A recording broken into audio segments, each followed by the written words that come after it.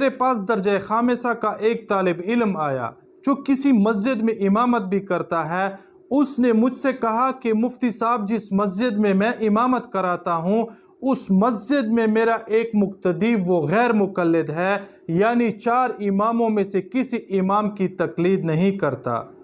اس حافظ صاحب نے کہا کہ یہ غیر مقلد مقتدی جو ہے وہ ہر وقت میرے سامنے امام اعظم امام ابو حنیفہ رحمۃ اللہ علیہ پر اعتراضات کرتا رہتا ہے، اور اب مجھ سے کہتا ہے کہ حافظ صاحب، جس امام کی آپ تقلید اور اتباع کرتے ہیں اور جس امام کے فقہ یعنی فقہ حنفی کے مطابق آپ ہمیں نمازیں پڑھاتے ہیں، اس امام یعنی امام اعظم نے فقہ اور حدیث کی کوئی کتاب نہیں لکھی، اور جو یہ فقہ ہے فقہ حنفی، یہ بعد کے لوگوں نے امام اعظم کی طرف منسوب کیا ہے اور اس سے فقہ حنفی بنایا گیا ہے۔ تو میں نے اس حافظ صاحب امام کو یہ کہا کہ جب آپ عشاء کی نماز کے لیے اپنے مسجد میں جائیں اور آپ کی ملاقات اس غیر مقلد مقتدی کے ساتھ ہو جائے تو سب سے پہلے آپ اس کے سامنے اعوذ باللہ پڑھیں اور ان سے کہیں کہ جو وسوسہ آپ پھیلا رہے ہیں وہ وسوسہ جو ہے وہ فاسد اور باطل ہے اور تار عنکبوت سے بھی زیادہ کمزور ہے، اور جو وسوسہ آپ پھیلا رہے ہیں دراصل اس وسوسے کے پھیلانے کا مزاج جو ہے وہ منکرین قرآن کا ہے اور منکرین حدیث کا ہے اور قادیانیوں کا ہے۔ منکرین قرآن کہتے ہیں کہ یہ قرآن جو ہے یہ معتبر نہیں، اور دلیل یہ دیتے ہیں کہ یہ قرآن جو ہے یہ رسول اللہ صلی اللہ علیہ وسلم کے دور میں نہیں لکھی گئی، لہٰذا اس قرآن کا کوئی اعتبار نہیں۔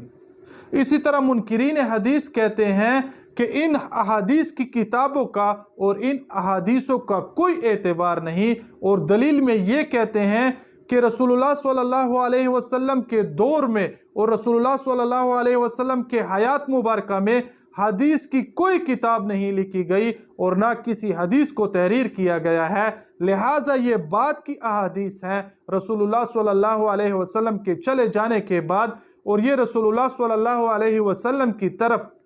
منسوب ہیں، لہٰذا ان احادیث کا کوئی اعتبار نہیں۔ تو آپ اس موصوف مقتدی غیر مقلد سے کہیں کہ آپ کا مزاج اور منکرین قرآن کا مزاج، آپ کا مزاج اور منکرین حدیث کا مزاج، آپ کا مزاج اور قادیانیوں کا مزاج ایک جیسا ہے۔ آپ امام اعظم امام ابو حنیفہ رحمۃ اللہ علیہ پر جو اعتراضات کر رہے ہیں وہ دراصل آپ کا امام ابو حنیفہ امام اعظم رحمۃ اللہ علیہ کے ساتھ ایک گنا بغض ہے، اور آپ اہل سنت والجماعت کے لوگوں کو گمراہ کر رہے ہیں، اور اس طرح کے وسوسوں سے آپ ان میں تشویش پھیلا رہے ہیں۔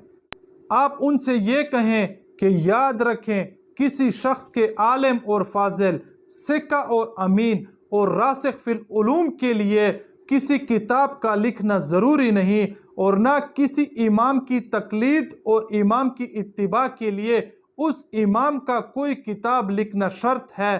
بلکہ اصل بات یہ ہے کہ جس امام کی آپ تقلید اور اتباع کر رہے ہیں اس امام کا جو فقہ ہے، اس امام کا جو اجتہاد ہے، اس امام کا جو علم ہے وہ محفوظ ہو، اور حضرت امام ابو حنیفہ رحمۃ اللہ علیہ کا جو فقہ ہے، اس کا جو اجتہاد ہے وہ محفوظ ہے۔ اور جس طرح کے اعتراضات آپ کر رہے ہیں تو اس کا مطلب تو یہ ہے کہ آپ منکر رسول بھی ہیں اور منکر حدیث بھی ہیں اور منکر قرآن بھی ہیں۔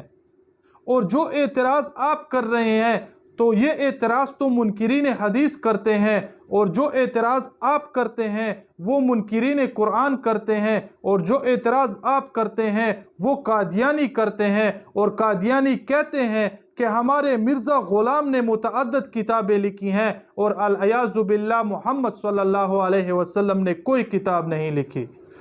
تو اس موصوف غیر مقلد کو یہ کہیں کہ جو معیار آپ رکھ رہے ہیں کسی کی اتباع اور تقلید کے لیے کہ اس نے کوئی کتاب لکھی ہوگی اور اس کو بطور شرط رکھ رہے ہیں، تو اس کا مطلب یہ ہوا کہ آپ رسول اللہ صلی اللہ علیہ وسلم کے حدیث کے بھی منکر ہوں گے اور اس قرآن کے بھی منکر ہوں گے، کیونکہ اس قرآن کو رسول اللہ صلی اللہ علیہ وسلم کے زمانے میں نہیں لکھا گیا۔ اس موصوف غیر مقلد مقتدی سے یہ کہیں کہ جس امام بخاری رحمۃ اللہ علیہ کی کتاب کو آپ مانتے ہیں اور جس امام مسلم رحمۃ اللہ علیہ کی کتاب کو آپ مانتے ہیں، تو یہ امام بخاری رحمۃ اللہ علیہ اس کے بہت سارے اساتذہ اور شیوخ ہیں، اور اسی طرح امام مسلم رحمۃ اللہ علیہ کے بہت سارے اساتذہ اور شیوخ ہیں،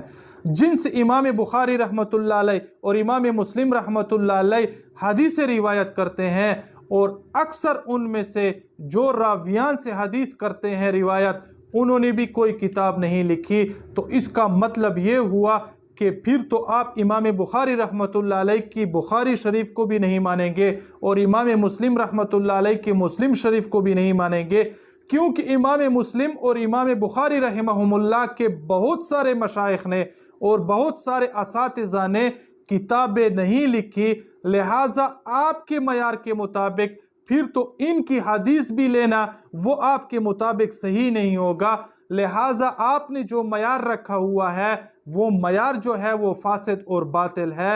اور جو جواب آپ منکرین حدیث کو دیں گے، اور جو جواب آپ منکرین قرآن کو دیں گے، اور جو جواب آپ قادیانیوں کو دیں گے، فما ہوا جوابک فہو جوابی، میرا بھی وہی جواب ہے آپ کی طرف۔ اس کے علاوہ اس موصوف غیر مقلد کے علم میں اضافے کے طور پر آپ ان سے یہ کہیں کہ امام اعظم امام ابو حنیفہ رحمۃ اللہ علیہ نے متعدد کتابیں لکھی ہیں، جس طرح کہ فقہ اکبر، یہ علم کلام اور عقائد کی اولین کتاب ہے، یہ حضرت امام ابو حنیفہ امام اعظم رحمۃ اللہ علیہ کی تصنیف ہے۔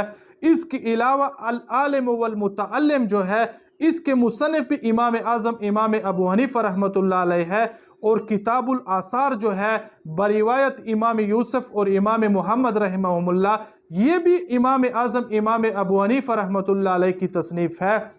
اور اس کے علاوہ 15 سے زیادہ مسانید جو ہیں وہ بھی امام اعظم امام ابو حنیفہ رحمۃ اللہ علیہ کی طرف منسوب ہیں، جس طرح کہ یہ میرے ہاتھ میں مسند الامام اعظم ہے۔ اس کے علاوہ 15 جو ہیں وہ اور بھی مسانید ہیں، جس طرح کہ حافظ طلحہ رحمۃ اللہ علیہ اور حافظ ابن المقری رحمۃ اللہ علیہ، اور اسی طرح حافظ دار قطنی رحمۃ اللہ علیہ، اور اس کے علاوہ حافظ ابو نعیم اصفہانی رحمۃ اللہ علیہ، اور اسی طرح العلامۃ الحسکفی رحمۃ اللہ علیہ نے متعدد مسانید لکھی ہیں، اور امام اعظم امام ابو حنیفہ رحمۃ اللہ علیہ کی مسانید